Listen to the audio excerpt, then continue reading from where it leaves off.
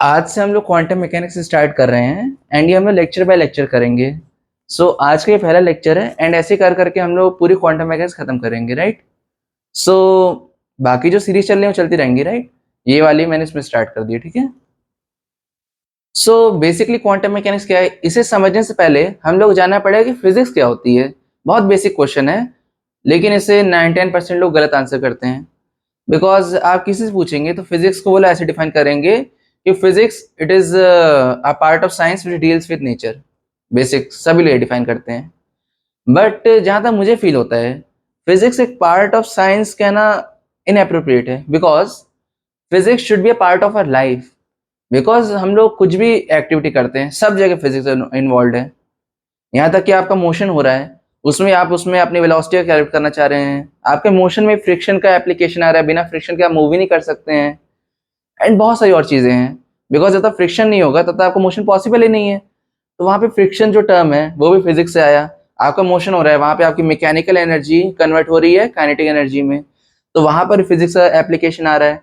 तो हर एक छोटी छोटी चीज़ में फिजिक्स का कहीं ना कहीं एप्लीकेशन आ रहा है। तो उसे as a part of science कहना बहुत ही इनएप्रोप्रिएट मुझे लगता है। We can say that it is a part of science, ठीक है, सही है।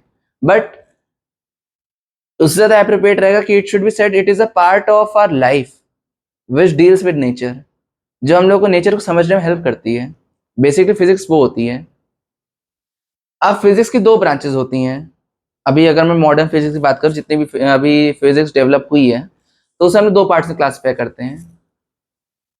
फिजिक्स क्या है अभी मैं बताया। Physics is categorised into relativity, right. ये कौन सी बॉडीज का एप्लीकेबल है? Moving close to speed of light,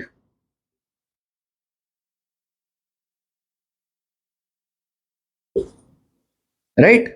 moving close to speed of light and quantum mechanics, right.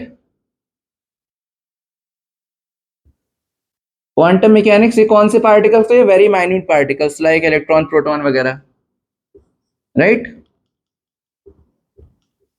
बहुत छोटे पार्टिकल्स के लिए, ओके। सो पहले क्या था, जब न्यूटोनियन एरा था तो उसमें क्या था, जब न्यूटोनियन मैकेनिक्स का हम लोग एप्लीकेशन करते थे तो उस टाइम हम लोग स्पेस एंड टाइम इन दोनों को अलग अलग एंटिटीज मानते थे। तो वहां पर बहुत सारे फ्लॉज उसमें निकले जब आइंस्टाइन ने अपनी थ्योरी ऑफ रिलेटिविटी दी थी। तो आइंस्टाइन ने क्या कहा था, जो स्पेस एंड टाइम कहने की जगह उन्होंने अलग कॉन्सेप्ट दिया। उन्होंने कहा स्पेस एंड टाइम ना कहो, स्पेस टाइम कहो। मतलब स्पेस एंड टाइम, इसका मतलब है कि स्पेस और टाइम अलग है, बट स्पेस टाइम का मतलब होता है कि स्पेस एंड टाइम जो है वो दोनों एक ही एंटिटी हैं। बस हम लोग उसे समझने में गलती कर रहे हैं, राइट। तो रिलेटिविटी कॉन्सेप्ट ही यही था। एंड बाकी आइंस्टाइन ने कुछ अपने पोस्टुलेट्स दिए, दो पोस्टुलेट्स थे, तो उन पर हम लोग अभी नहीं बात करेंगे, हम रिलेटिविटी कोर्स से बात करेंगे, राइट। सो बेसिकली देखा जाए बहुत ही वियर्ड चीजें हैं। बिकॉज क्लासिकल मैकेनिक्स में हम लोग जिन चीजों को सही मानते थे 200-300 सालों तक, वो आइंस्टाइन ने गलत प्रूव कर दी एट हाई स्पीड्स। एंड उसके बाद बहुत ज़्यादा डिस्कवरीज के बाद हम लोग को ये पता चला कि ये क्वांटम मैकेनिक्स नाम का भी कोई एक टॉपिक होता है। अब क्वांटम मैकेनिक्स है क्या बेसिकली? अगर मैं एक उसका ब्रीफ आइडिया दूं तो देखा जाए क्वांटम मैकेनिक्स एक बहुत ही छोटे छोटे पार्टिकल्स के लिए एप्लीकेबल होती है, ठीक है। तो छोटे पार्टिकल्स के लिए क्यों? क्योंकि वहाँ पे अनसर्टेनिटीज बढ़ने लगती हैं, राइट। तो अब हम लोग उस पर डिस्कशन थोड़ा सा करेंगे अभी। तो देखा जाए क्वांटम मैकेनिक्स है क्या, अगर मैं आपसे कहूँ बेसिक सा, देखिए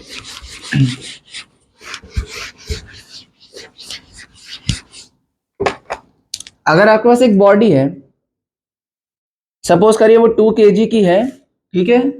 एंड उस पर आपने फोर्स लगाया है 10 न्यूटन का, ठीक है, okay.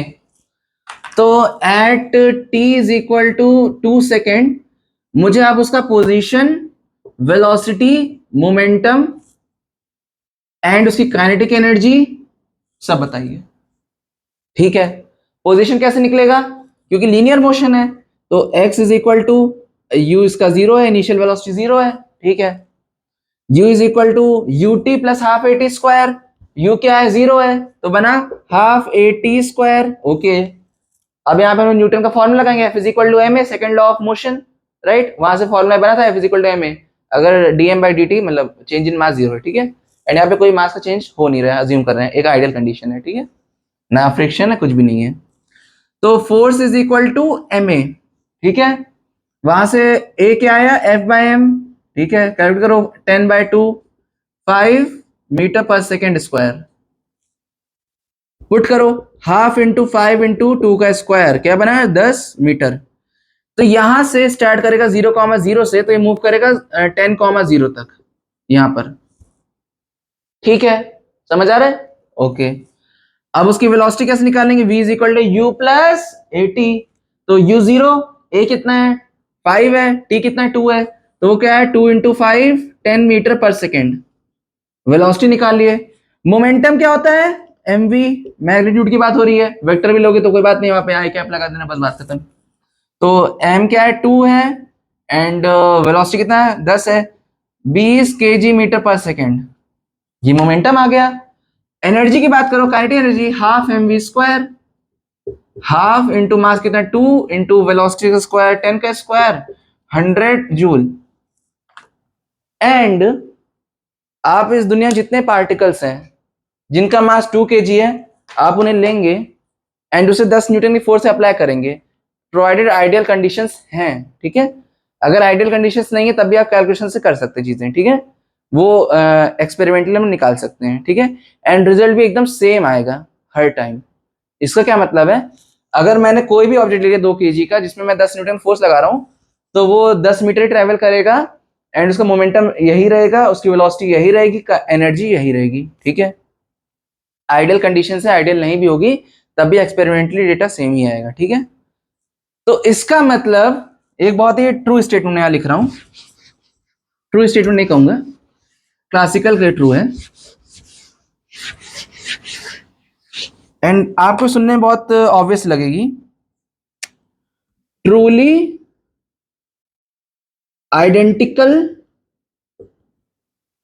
experiments have exactly same results। ये स्टेटमेंट्स थी क्लासिकल मैकेनिक्स की, क्लासिकल फिजिक्स की, कि अगर आप कोई भी एक्सपेरिमेंट कर रहे हैं तो उसके अगर आप सेम एक्सपेरिमेंट ट्रूली मतलब सब कंडीशन सेम रख करके वही एक्सपेरिमेंट बार बार कर रहे हैं तो उसका आउटकम भी एग्जैक्टली सेम निकलना चाहिए, ठीक है। तो इसमें गलती क्या है, सही तो है, बट ऐसा क्वांटम मैकेनिक्स में नहीं होता है, वहां पे क्लासिकल मैकेनिक्स फेल कर गई। क्वांटम मैकेनिक्स क्या कहा, truly identical experiments may not give same results। ऐसा क्यों, बिकॉज वहां पे अनसर्टेनिटीज बढ़ने लगती हैं, अभी उसमें हम लोग डिस्कशन करेंगे धीरे धीरे, बट बेसिक सा आइडिया भी ये है कि क्वांटम मैकेनिक्स की बहुत ही फेमस लाइन है ट्रूली, ये वाली, ट्रूली आइडेंटिकल एक्सपेरिमेंट्स में not yield the same results, मतलब कोई जरूरी नहीं है कि सेम रिजल्ट हम लोग बार मिले, अगर हम लोग पूरी कंडीशंस तक भी सेम रख रहे हैं।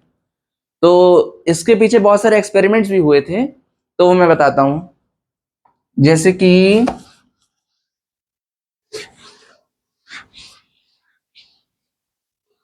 आप एक बहुत ही सिंपल सा एक्सपेरिमेंट देखते हैं, बहुत क्लासिकल सा, ठीक है। आपके पास एक एटम है, एटम के अंदर सबशेल्स होते हैं, सबशेल्स के अंदर ऑर्बिटल्स होते हैं, ऑर्बिटल्स में इलेक्ट्रॉन्स होते हैं, ठीक है। अब मान लीजिए उस ऑर्बिटल में एक इलेक्ट्रॉन है सिर्फ, तो हो सकता है वहां पे 50% चांस है कि वो एंटी क्लॉकवाइज मूव कर रहा हो, 50% चांस है वो क्लॉकवाइज मोशन उसका हो रहा हो, राइट। वहां पे हम लोग कभी सर्टेनिटी नहीं लगा सकते कि वो एंटी क्लॉकवाइज है या क्लॉकवाइज है until we do the experiment. तो वहां पे जितने भी पॉसिबिलिटीज हैं वो एक जगह ब्रेक हो जाती है, उसे हम लोग कहते हैं, अच्छा वो वाला टर्म अभी नहीं बोल रहा हूँ, बट उसे कहते हैं अच्छा उसे अभी छोड़िए वरना कंफ्यूजन होगा, ठीक है, वो आगे लेक्चर्स में बताऊंगा, ठीक है। तो बेसिकली वहां पर हम लोग पूरा प्रोबेबिलिटी से खेल रहे होते हैं क्वांटम मैकेनिक्स में अगर देखा जाए तो, राइट। सो देखते हैं अब इसके आगे क्या करना है। सपोज करिए आप ये एक जार है, ठीक है, मान लिया कुछ है, यहां से आप आपने एक लाइट इंसिडेंट की है, ठीक है, यहां आई, ठीक है, यहां से रिफ्रैक्ट हुई एंड कुछ पोर्शन इसका रिफ्लेक्ट हो गया, ठीक है। सपोज करो तुमने यहाँ पे 100% इंटेंसिटी से लाइट फेंकी है, तो यहां पर रिफ्लेक्ट हो रही है 30% एंड रिफ्रैक्ट हो रही है 70%, ठीक है। तो इसका क्या मतलब है, इसका क्या मतलब है, इसका मतलब अगर तुम यहाँ पे 100 फोटॉन्स भेजोगे तो तुम शॉर्टी से कह सकते हो कि यहां पर 30 फोटॉन्स ही जाएंगे एंड यहां पर 70 फोटॉन्स ही जाएंगे, ओके।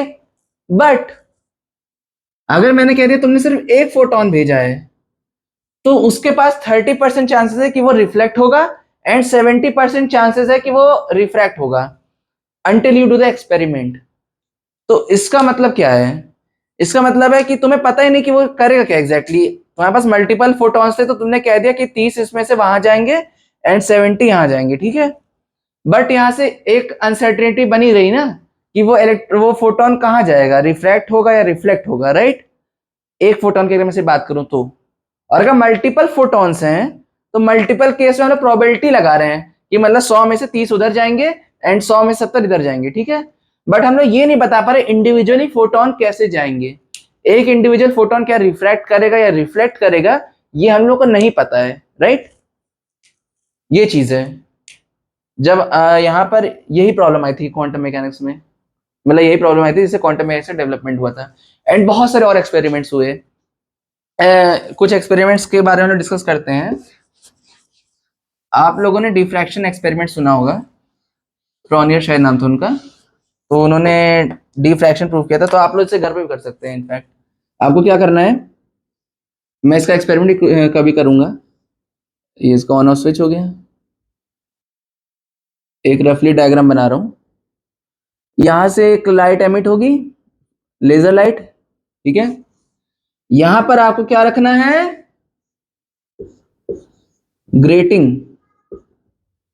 ग्रेटिंग क्या होता है बेसिकली, उसमें हम लोग वो एक ग्लास लाइक स्ट्रक्चर होता है, लेकिन उसमें क्या होता है अंदर बहुत सारे टाइनी टाइनी ग्लास स्लैब्स बने रहते हैं, बहुत सारे, बहुत ज्यादा। मतलब मेरे ख्याल से 1 सेंटीमीटर के बीच में ही 500 से 1000 के बीच में ग्लास स्लैब्स होते हैं। तो उससे बहुत अच्छा डिफ्रैक्शन पैटर्न हम लोग को मिलता है। डिफ्रैक्शन पैटर्न देखो, यहां से गया, ग्रेटिंग है, ठीक है, यहां से निकला, ऐसे निकला, यहाँ पे तुमने शीट लगाई, तो अब पैटर्न क्या बनेगा, ऐसे कुछ बनेगा, फिर ऐसे, फिर ऐसे, ऐसे कुछ बनेगा। इसका मतलब यहाँ पे तुमने तो एक फोटो, यहाँ पे तुमने एक सीधी लाइन में लाइट को फेंका था, बट यहाँ पर हिट करने के बाद ये ऐसे पैटर्न्स में स्प्लिट हो गई। ऐसा क्यों हुआ, लाइट को तो एक स्ट्रेट पाथ कवर करना चाहिए था, राइट। बट ऐसा कैसे हुआ, ये सिर्फ वेव्स की प्रॉपर्टीज बता रही है लाइट की,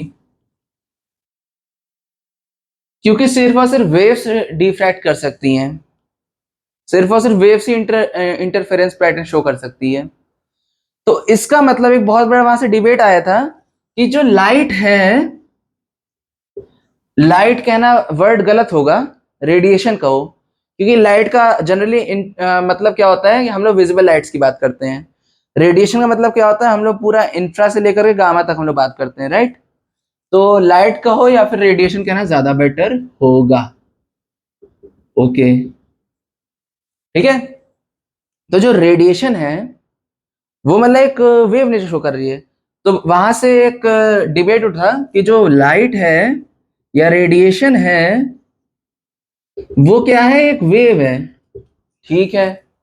बट न्यूटन ने कहा था कि जो लाइट है वो एक पार्टिकल है, ठीक है। न्यूटन ने रेडिएशन को पार्टिकल कहा एंड इन एक्सपेरिमेंट से वो वेव नेचर का प्रूव हुआ। तो उसका हम लोग वेव नेचर मानने लगे थे कुछ टाइम तक, ठीक है। तब आया आइंस्टाइन, उन्होंने क्या किया, बहुत अमेजिंग सा एक्सपेरिमेंट उन्होंने किया। एक्सपेरिमेंट नहीं, बेसिकली उन्होंने मैथमेटिकल इक्वेशन दी थी, राइट। तो उस टाइम बड़ा डिबेट चला था फोटो इलेक्ट्रिक इफेक्ट को लेकर के, जिसकी वजह से आइंस्टाइन को 1921 में नोबेल प्राइज मिला था। तो बेसिकली क्या हुआ था, फोटो इलेक्ट्रिक इफेक्ट में क्या हो रहा था कि एक मतलब हम लोग लाइट सोर्स ले रहे थे, लाइट सोर्स, ठीक है, लाइट सोर्स का और रेडिएशन सोर्स का। जब हम लोग उसे एक मेटल पे इजेक्ट करवा रहे थे, एमिट करवा रहे थे उस पे, तो वहां से इलेक्ट्रॉन्स का इजेक्शन हो रहा था एक पर्टिकुलर फ्रीक्वेंसी के बाद की लाइट्स की वजह से। यहां से बहुत डिबेट उठने लगा कि ऐसा क्यों हो रहा है, एंड उसके बीच में ये भी एक कंट्रोवर्सी आ रही थी कि कोई टाइम लैग नहीं आ रहा है। तो ये थोड़ा सा कंफ्यूजन सब लोग था। तो आइंस्टाइन ने उसे एक्सप्लेन किया। आइंस्टाइन ने क्या कहा कि इस इलेक्ट्रॉन कुछ काइनेटिक एनर्जी होगी जिससे वो मूव कर रहा है। तो उन्होंने क्या कहा, जो यहां से तुमने एक फोटोन भेजे हैं, फोटोन भेज रहे हो, सॉरी लाइट भेज रहे हो, तो उसे तुम कहते हो कि छोटे छोटे पार्टिकल्स में है, फोटॉन्स। फोटॉन्स का टर्म तो मैक्स प्लैंक ने दिया था, राइट। उन्होंने क्या कहा था, क्वांटाइजेशन टर्म एक दिया था, quantization of photons of light. उन्होंने क्या कहा था, बेसिकली जो लाइट होती है वो एक एनर्जी ऑफ पार्टिकल से बनी रहती है जिन्हें हम लोग फोटॉन्स कहते हैं, ठीक है। और हर एक फोटोन के पास एक एनर्जी होती है जिसे हम लोग एच न्यू कहते हैं। बेसिकली उन्होंने पार्टिकल नेचर ऑफ लाइट पे दोबारा डिबेट किया था, प्लैंक ने, मैक्स प्लैंक। तो आइंस्टाइन ने उस थ्योरी को आगे बढ़ाते हुए कहा कि देखो यहां तुमने एक मतलब लाइट सोर्स रखा है, तो उसमें फोटॉन्स होंगे तो उसके पास एनर्जी एच न्यू होगी, ठीक है। अब इस मेटल में एक इसका वर्क फंक्शन आइंस्टाइन ने डिफाइन किया कि कुछ ना कुछ एनर्जी से वो बाइंडेड होगा ना, बाइंडिंग एनर्जी टाइप का कह सकते हो, बट और ही फैक्टर्स आ जाते हैं। बट बेसिकली कुछ ना कुछ एनर्जी से वो इलेक्ट्रॉन से बाइंडेड है, तो उसे निकालने के लिए उसके बराबर या उससे ज्यादा एनर्जी देनी पड़ेगी। अगर उसके बराबर दोगे तो फिर निकलेगा तो नहीं, क्योंकि काइनेटिक एनर्जी जीरो है, मतलब लूजन हो जाएगा, ठीक है। अगर तुम उससे ज्यादा एनर्जी दोगे तो इलेक्ट्रॉन एमिट होगा। तो इसका मतलब कुछ एक बाइंडिंग एनर्जी की एनर्जी को तुम्हें ब्रेक करना है, और जो बची हुई एनर्जी है वो काइनेटिक एनर्जी की फॉर्म में आएगी। तो बेसिकली ये था कंजर्वेशन ऑफ एनर्जी से निकला H new, work function plus kinetic energy. इसका क्या मतलब है? इसका मतलब है कि जो तुमने फोटोन एक भेजा है लाइट का, वो एक इलेक्ट्रॉन से कोलाइड होगा, कह सकते हो एक तरीके से, या उससे इंटरेक्ट करेगा, फिर उसका इंटरेक्शन के बाद वो इलेक्ट्रॉन तुरंत ही बाहर निकलेगा। तो यहां से ऐसा बिना टाइम लैग के कैसे कोई इलेक्ट्रॉन बाहर निकल सकता है? अगर वेव होता है तो हमेशा टाइम लैग आता ही आता है, राइट। तो इसका मतलब यहां से आइंस्टाइन ने प्रूव किया कि आइंस्टाइन ने दोबारा डिबेट उठा दी कि यहां से जो लाइट है उसे पैकेट्स ऑफ एनर्जी के फॉर्म में, यानी फोटॉन्स के फॉर्म में रहना चाहिए। तो इसका मतलब पार्टिकल नेचर भी आ रहा है वेव का, एंड वेव का पार्टिकल नेचर आ रहा है, एंड पार्टिकल का वेव नेचर आ रहा है, राइट। इससे प्रूव हुआ कि जो लाइट है वो डुअल नेचर शो करती है, यानी लाइट एक वेव भी है एक पार्टिकल भी है। एंड ये बहुत ही अमेजिंग चीज थी। एंड उसके वेवलेंथ का कैलकुलेशन जो हुआ था वो डी ब्रॉगली ने किया था, राइट। उस पर हम बाद में डिस्कशन करेंगे। बट देखा जाए तो इतने सारे जो फिनोमिना हुए हैं उन सब में हम लोग आइडेंटिकल एक्सपेरिमेंट्स करने का ट्राई करते हैं, बट हम लोग का अभी आउटकम सेम नहीं मिलता है अगर हम लोग क्वांटम लेवल या बहुत छोटे लेवल की बात करें तो, राइट। एंड इन एक्सपेरिमेंट्स ने प्रूव किया कि जब dual nature particle and wave show कर रहे हैं तो हम लोग कैसे कह सकते हैं कोई चीज सर्टेन है ही। उसके बाद हाइजेनबर्ग अनसर्टेनिटी प्रिंसिपल वगैरह बहुत सारी चीजें आई। तो इतना चीजें यहाँ से प्रूव हुई, मतलब हम लोग जनरली देखें तो हम लोग जैसे कि मैं हूँ, तो मैं एक पार्टिकल की तरह हूँ ना, मैं कॉम्बिनेशन पार्टिकल से बना हुआ हूँ। तो मुझे कोई देख के नहीं कह सकता कि मैं वेव हूँ, ठीक है। लेकिन रियलिटी देखी जाए तो इस यूनिवर्स जितनी भी चीजें हैं सब वेव्स हैं, सब पार्टिकल्स। यहाँ तक कि मार्कर भी एक वेव है, मैं भी एक वेव हूँ, आप भी एक वेव हैं, हर एक चीज एक वेव है। बस एक छोटे स्केल पे ये ज्यादा डोमिनेंट हो जाता है, एंड एक बड़े स्केल पे ज्यादा ये दिखता नहीं है, राइट। अभी उसका हम लोग कैलकुलेशन वगैरह करेंगे नेक्स्ट लेक्चर में, ठीक है। बट बेसिकली देखा जाए तो आज के लेक्चर हम लोग ने क्या बेसिकली डिस्कस किया, दैट सबसे इंपॉर्टेंट लाइन जो क्वांटम मैकेनिक्स के डेवलपमेंट के लिए इंपॉर्टेंट रही वो थी, truly identical experiments may not give the same result। ये क्वांटम मैकेनिक्स और क्लासिकल मैकेनिक्स को डिफर कराती बहुत ज्यादा स्केल पे। लाइक यहाँ मार्कर रखे हैं, ठीक है, सपोज करो ये मार्कर है, मैं इसे कहीं रख कर जाता हूँ एंड फिर मैं वापस आता हूँ, तो मार्कर मुझे वहीं दिखेगा ना, बट ऐसा क्वांटम मैकेनिकल वर्ल्ड में पॉसिबल नहीं है, उसमें हजारों पॉसिबिलिटीज बन सकती हैं, उस पर बाद में डिस्कस करेंगे। ओके, सो देखा जाए तो हम लोगों ने पूरा एक फोटोन को लेकर के पूरी डिस्कवरी, उस पर लाइट को लेकर के, रेडिएशन को लेकर के आगे सारी डिस्कवरीज हुई हैं। तो नेक्स्ट लेक्चर में हम लोग और भी चीज़ में कवर करेंगे। तो आई होप आप लोग को पहला लेक्चर मेरा पसंद आया होगा। So if you like it then please subscribe to my channel and I will continue this series, right. So thanks a lot.